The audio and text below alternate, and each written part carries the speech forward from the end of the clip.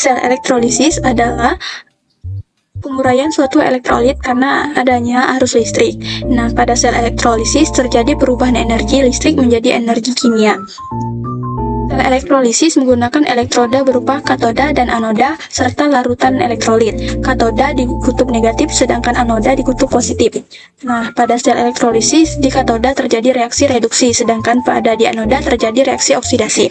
Pada proses perubahan energi ini, reaksi berlangsung tidak spontan. Berikut catatan diagram elektrolisis. Cara kerja sel elektrolisis.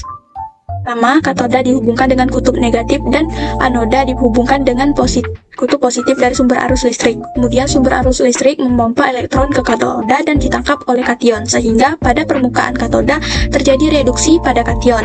Pada saat yang sama, anion melepaskan elektron sehingga terjadi reaksi oksidasi di anoda. Elektron yang dilepaskan ini menuju sumber arus listrik. Pada sel elektrolisis, reaksi elektrolisis berlangsung kompleks, bisa terjadi pada kation, anion, air, ataupun elektrodanya. Reaksi elektrolisis di katoda. Pada katoda bergantung pada jenis kationnya. Yang pertama, kation logam aktif, golongan 1A kecuali hidrogen, golongan 2A aluminium 3+, dan Mn2+, maka yang mengalami reduksi adalah air dengan persamaan reaksi sebagai berikut. Kedua, kation lain dan kation logam aktif yang berwujud lelehan atau leburan maka yang mengalami reduksi adalah kation tersebut. Selanjutnya, reaksi elektrolisis di anoda. Pada anoda itu bergantung pada jenis anoda dan anionnya. Jadi pada anoda itu terbagi menjadi dua jenis, yaitu anoda inner dan anoda tidak inner. Anoda inner itu elektroda pada anodanya tidak terlibat dalam reaksi oksidasi, sedangkan pada anoda tidak inner itu anodanya mengalami reaksi oksidasi.